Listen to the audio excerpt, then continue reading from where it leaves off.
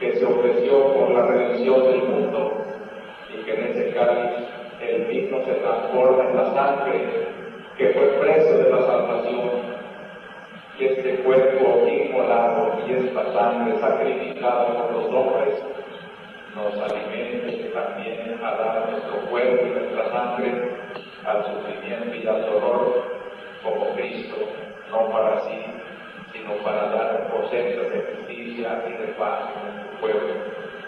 Unamos pues íntimamente el fe y esperanza a este momento de oración por doña Sarita y por nosotros.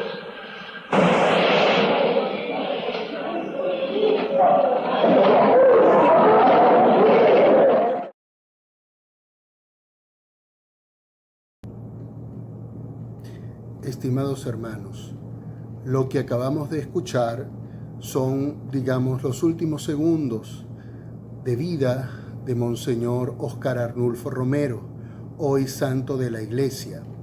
Un momento lamentable, no solamente para la vida de El Salvador, sino para la historia de la Iglesia en América Latina, por lo que representó, por lo que significó y sigue significando. Si bien es cierto, no fue el primer sacerdote asesinado en El Salvador, sin duda es el más representativo, no solamente por la condición que tenía dentro de la iglesia Monseñor Romero, sino por lo que él como activista por los derechos humanos representó y sigue representando. Pero las muertes y asesinatos de sacerdotes no comenzaron con Romero y lamentablemente tampoco terminaron con él. Por supuesto, justificar un asesinato, sea quien sea el asesino, sea quien sea el asesinado, es una locura y por supuesto contrario a la fe cristiana. Sin embargo, es un episodio que hay que analizar en el contexto para poderlo ver en su justa medida, sobre todo para el contexto histórico de El Salvador. Pero no es precisamente de ese contexto del que quiero reflexionar, sino de un episodio que meses antes había ocurrió y que envuelve a uno de los hombres más importantes de la Iglesia Universal y también del siglo XX. Me refiero a Juan Pablo II. Esta reflexión para mí va a ser sumamente extraña, dolorosa, porque reúne a los dos personajes más representativos para mí como católico y como intelectual, porque mi acercamiento a Juan Pablo II y a Óscar Romero no solamente se reduce al ámbito espiritual religioso, sino al universo intelectual, porque ambos tienen aportes intelectuales sustanciales para poder analizar, por ejemplo, el concepto del hombre, los derechos humanos, la doctrina social de la Iglesia. De tal manera que va a ser una experiencia sumamente compleja, incluso amarga, porque desafortunadamente podríamos ver de manera sospechosa la santidad de ambos hombres. Sin embargo, hay algo que tenemos que tener claro. La santidad no la adquieren los santos, la santidad la adquieren los pecadores, porque el que nace santo no se santifica aquel que justamente se caracteriza por una vida de pecados. Y todo ser humano, todo hombre, lamentablemente tiene la inclinación al pecado, y son las decisiones que el hombre toma las que nos ayudan a tomar el camino más adecuado y más correcto. Entonces esta reflexión va a girar en torno a ese encuentro entre Juan Pablo II y Monseñor Óscar Romero y lo que ese encuentro desencadenó. Meses antes del asesinato de Monseñor Romero, ocurrido en El Salvador el 24 de marzo de 1980, Romero viaja a Roma para entrevistarse con el Papa Juan Pablo II y así explicarle pues la situación que estaba sufriendo el pueblo salvadoreño, y dentro de ese pueblo salvadoreño denunciar el asesinato de varios sacerdotes, comenzando con el del padre Rutilio Grande. Por supuesto, ese encuentro no se dio en las condiciones normales y lógicas, sino que Monseñor Romero tuvo que ingeniárselas para poder encontrarse con el Papa en la Plaza de San Pedro, ya que no tuvo el permiso para poderse reunir en privado con él. Así que Romero, en su afán de enterar al Papa de lo que ocurría en El Salvador, lo esperó en la Plaza de San Pedro, en esas jornadas en las cuales el Papa sale a saludar al pueblo. Allí lo abordó y hay una famosa foto que recoge ese momento. El contexto de esa situación es muy triste porque lamentablemente el Papa Juan Pablo II solo prestó oídos al sector que cuestionaba la actitud de Monseñor Romero y le llenó la cabeza de información no del todo exacta de la conducta de Romero como arzobispo del Salvador. Y por supuesto no hubo esa atención, de tal manera que cuando el Monseñor lo aborda en la Plaza de San Pedro, la actitud de Juan Pablo II fue bastante hostil. Bueno, ya también conocemos el carácter que tenía Juan Pablo II. Era un hombre muy frontal, muy duro, y que no era fácil acceder a la persona precisamente por ese carácter. Fue una escena, un momento muy duro para Romero, terrible, que sin duda lo afectó muchísimo, porque nunca como a partir de ese momento Monseñor Romero se sintió verdaderamente solo y de alguna manera muy en lo interior comprendió que su vida ahora sí corría un riesgo tremendo.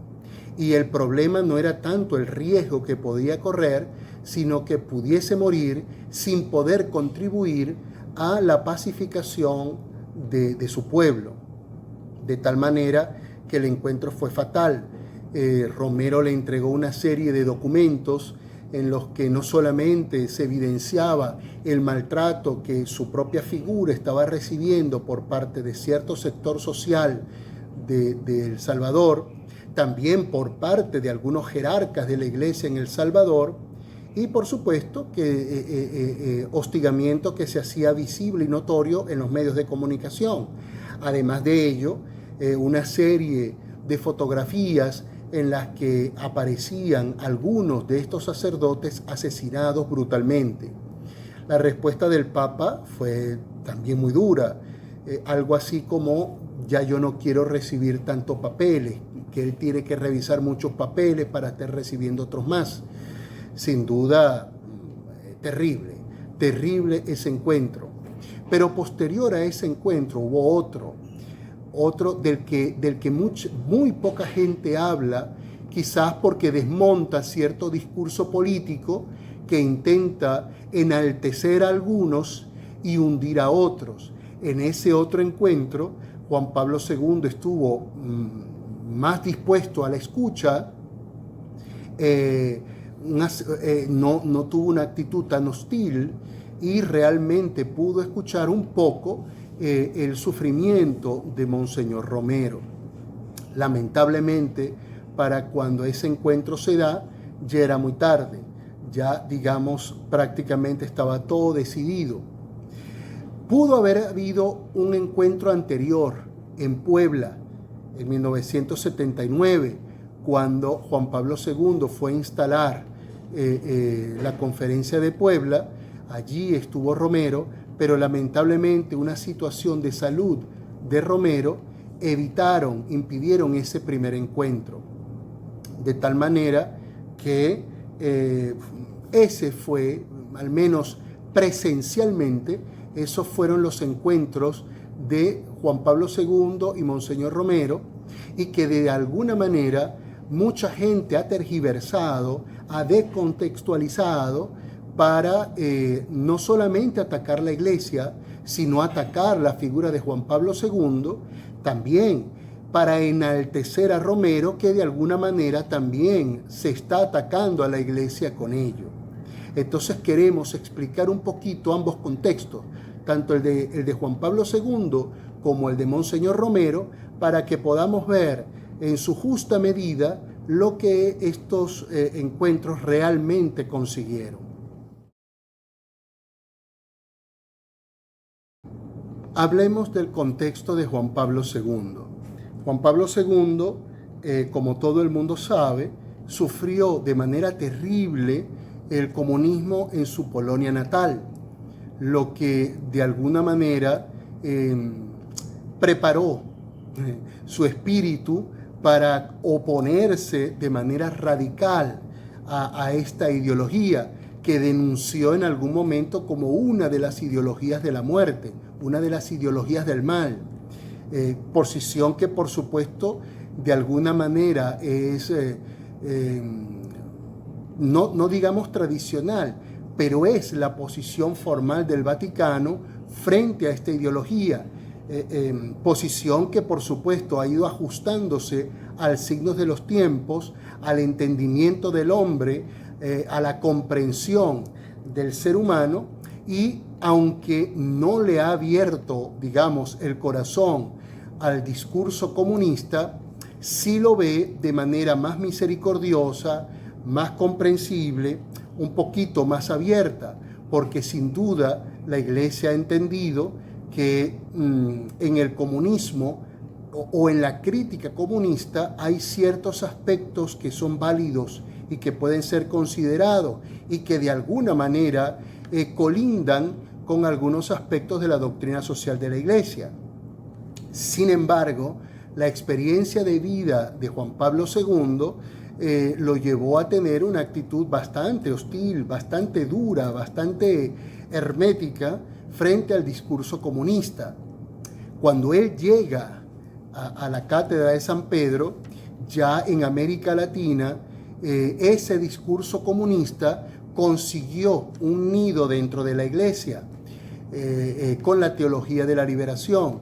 Y recordemos que en la década de los 70, los 80, fueron los momentos más difíciles, de mayor enfrentamiento entre el Vaticano y estas propuestas de América Latina, que no es, como han querido señalar algunos, una posición de la jerarquía de la Iglesia, porque no era un asunto de jerarquías, es un asunto de doctrina.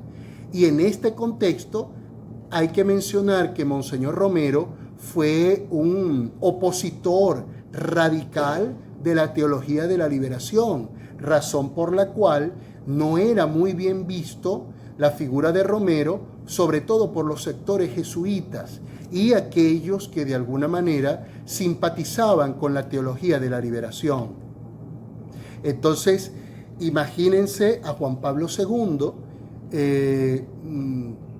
que ya tiene una posición no solamente doctrinal, sino personal frente al comunismo, y al mismo tiempo surge esta interpretación de la realidad y del Evangelio dentro de la Iglesia, que tiene como fundamento algunos conceptos del marxismo. Entonces, la posición de Juan Pablo II al respecto fue dura, fue realmente dura.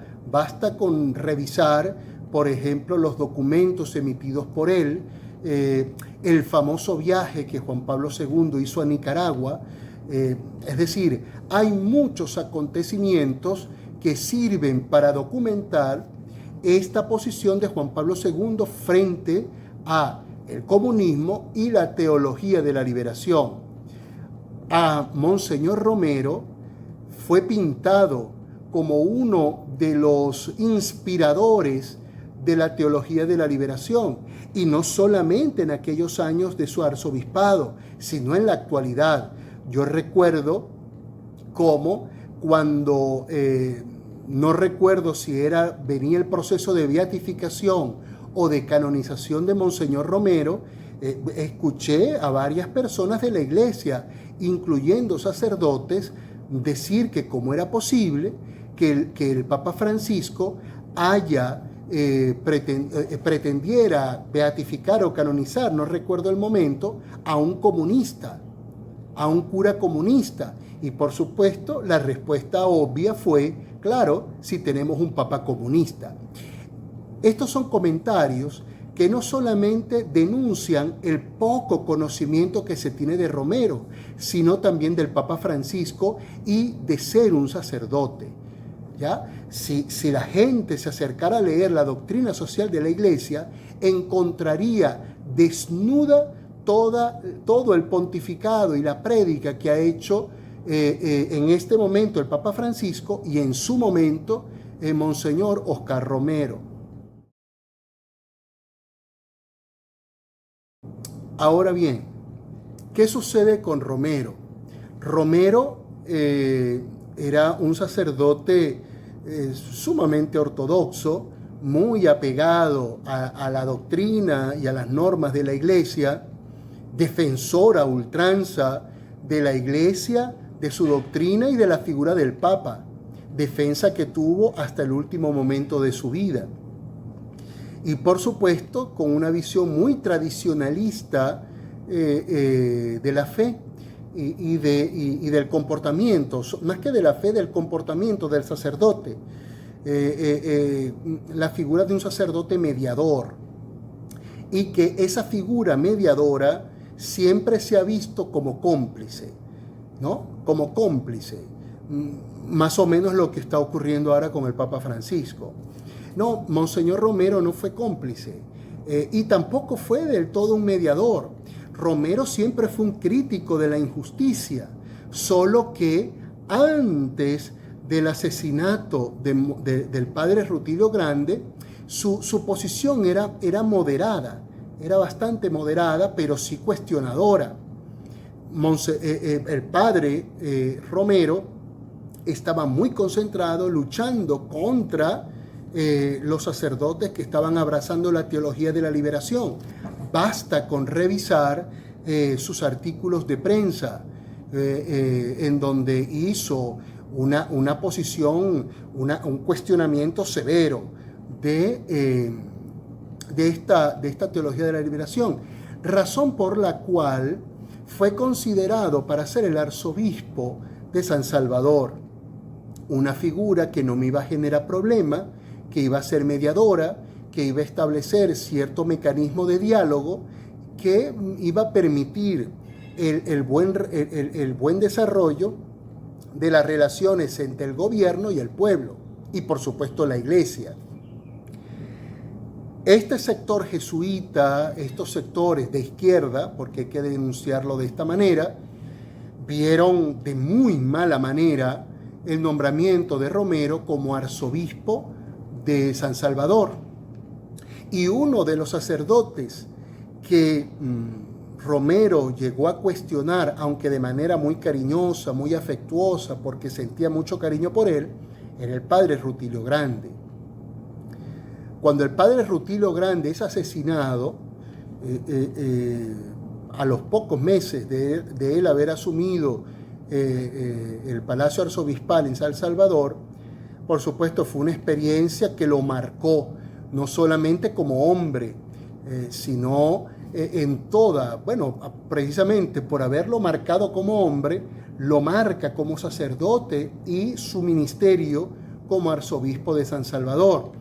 Y por supuesto luego vino otra serie de asesinatos de sacerdotes, particularmente del padre Navarro, que terminan de prefigurar el discurso que Romero iba a mantener como arzobispo de San Salvador y por el cual es reconocido internacionalmente como uno de los defensores más tenaces, más apasionados de los derechos humanos.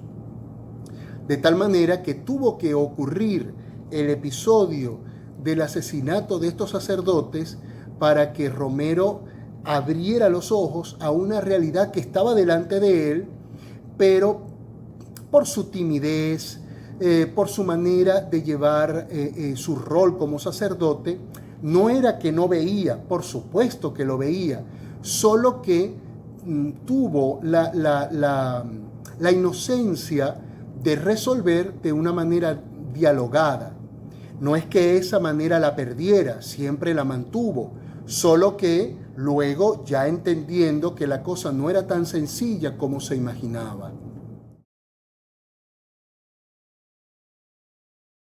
Ahora bien, llegamos al famoso encuentro.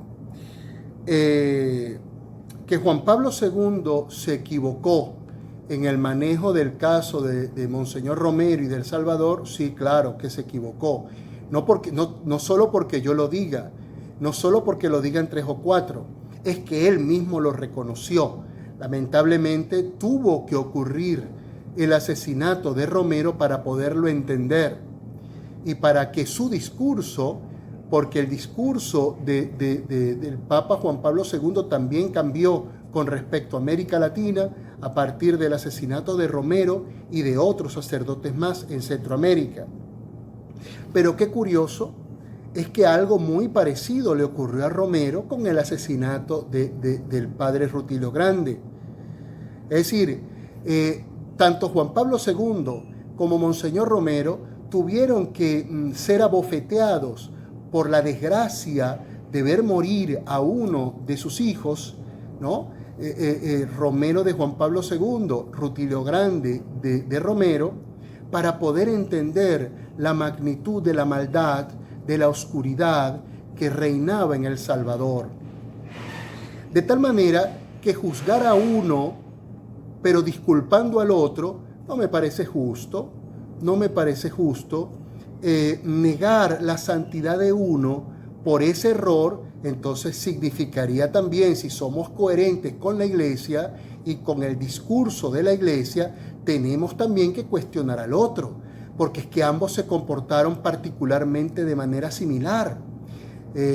Hay unos que han querido señalar, incluso de manera subrepticia, que Juan Pablo II tiene mucha responsabilidad en la muerte de Romero. Bueno, si eso es así, pues también Romero tiene mucha responsabilidad en la muerte de Rutilio Grande. Pero ver las cosas de esta forma es un error. Es un error. Que Karol Wojtyła y Oscar Romero se equivocaron, sin duda, por supuesto. Y es que tenían que equivocarse porque son hombres. Y repito, nadie nace santo. Nacemos con la inclinación al mal, pero hemos nacido para el bien. Basta con tomar una decisión en cada momento de la vida para poder asumir el camino de la santidad. Es decir, Karol Wojtyła y Oscar Romero no es que hicieron una cosa y se ganaron la santidad. No, es un trabajo de todos los días. Trabajos en los que muchas veces se equivocan y se equivocaron. Pero esos errores en modo alguno cuestionan la santidad de ambos. En modo alguno. Cuando Juan Pablo II recibe a Romero, está recibiendo a un sacerdote comunista. ¿Error de Juan Pablo II? Por supuesto que es un error, pero vamos a ubicarnos en el momento histórico. No es igual decir hoy fulano es comunista que haberlo dicho en aquella época. No es lo mismo ni se come igual. En aquella época a nadie se le habría ocurrido llamar a un papa comunista como lo estamos haciendo hoy, y no ocurre mayor cosa. ¿Me explico? Entonces, estos juicios de valores son errados, son injustos para todos. Tenemos que contextualizar para poder entender. Repito, no estoy justificando a Juan Pablo II. Sin duda se equivocó, pero ese error no puede conducirnos, sobre todo a nosotros que nos llamamos católicos, a satanizar una figura que no nació ni murió en ese episodio. Juan Pablo II y Monseñor Romero hicieron muchísimas cosas buenas para el mundo, para la iglesia y para sus pueblos. Entonces, dejarnos llevar por un discurso político realmente es grave. Y lo que más me preocupa es que muchas personas todavía hoy insisten en manejar a Monseñor Romero desde un discurso de izquierda. Y Monseñor Romero no fue ni teólogo de la liberación, no fue un izquierdista y tampoco tuvo simpatía por estas ideologías. Cosa distinta a sentir simpatía por el hombre como hombre en sí. Es decir, él no valoraba al comunista por ser comunista, sino por ser persona. Monseñor Romero se reunió con todos los estatus de la vida social del Salvador, de izquierda, de derecha, ultraderechistas, ultraizquierdistas, porque él no veía eso, él veía a la persona. Y eso es un valor que hay que rescatar hoy sobre todo, porque hoy estamos utilizando el nombre de Romero para satanizar a otros, y esa no es la conducta de Romero. Monseñor Romero jamás habría aprobado que se denigrara, se señalara la figura de Juan Pablo II, porque ni siquiera él lo hizo. Ni siquiera él lo hizo. Basta con leer sus homilías para darnos cuenta que la ideología de Romero no era una ideología, era el evangelio. Su posición era evangélica, su posición no era política. Lógicamente, por ser una cuestión de relación social, se vincula con la política. La manera como se manifiesta es política en el sentido de que es una relación humana, pero no político partidista, no es proselitismo político. Cuando Romero señalaba al gobierno de su momento, no lo señalaba por ser de derecha, lo señalaba por ser un vulnerador de los derechos humanos, por ser un gobierno criminal. Si el gobierno hubiese sido de izquierda, Romero habría dicho lo mismo, exactamente lo mismo. Ahora bien, que eso tuvo preponderancia para posponer su causa o no, y eso es otra cosa, eso no tiene nada que ver con Romero, tiene que ver con la actitud inmadura del hombre, y dentro de esos hombres está por supuesto sectores de la iglesia, que como hombres también sufren las mismas limitaciones de todos. Entonces aquí el punto es que me parece sumamente peligroso y dañino que yo siento que pareciera que muchos hermanos están viendo a Romero por encima de todos, por encima del Papa Juan Pablo II, incluso por encima de la Iglesia, y utilizamos a Romero para vulnerar en el discurso a figuras incluso jerarcas de la Iglesia, cuando Romero jamás tuvo esa actitud. Romero nunca tuvo esa actitud, y Juan Pablo II tampoco. Así que no es ser coherente con Romero, aunque se sea devoto de Romero. No es ser coherente con Juan Pablo II, aunque se sea devoto de Juan Pablo II. Es ser coherente con la Iglesia, con la doctrina de la Iglesia, con la tradición de la Iglesia, que va mucho más allá de cualquier hombre. Los hombres somos pasajeros. La Iglesia, ya lo hemos visto, es eterna, y es eterna porque allí habita a sus anchas y con todo el gozo que se puede el Espíritu de Dios. Entonces, vamos a tratar tanto a la figura de Romero como la de Juan Pablo II en su justa medida. Sin duda son santos, y yo no lo cuestiono, lo celebro. Son los dos santos de mi devoción, pero es que además intelectualmente me siento muy comprometido con la idea de ambos, y precisamente por eso yo no puedo ponerlos por encima de la Iglesia, porque ellos dos pusieron a la Iglesia por encima, pero no la Iglesia institución, la Iglesia, ese espíritu, esa fuerza vital que nos viene directamente del Espíritu Santo. Entonces tengamos muy claro eso, no cometamos el error de rebajar la figura de Romero a la de cualquier político de por allí a cualquier estrella de rock o cualquier artista de Hollywood. Romero es mucho más que eso. Romero en este momento no es solo un hombre o un recuerdo, es un espíritu que nos acompaña en nuestra lucha diaria en favor de los derechos humanos, en favor del hombre, sobre todo de los más pobres. Y que no es la idea de Romero, tampoco la de Juan Pablo II, tampoco de la Iglesia. Es la idea y el recado que nos dio a los católicos el mismísimo Jesucristo. Quería compartir estas ideas con todos ustedes. Puedo estar equivocado, no tengo la verdad absoluta, tampoco estoy interesado en tenerla, pero esta es mi experiencia con respecto a esta situación y la figura de Juan Pablo II y Monseñor Oscar Romero. Paz y bien para todos.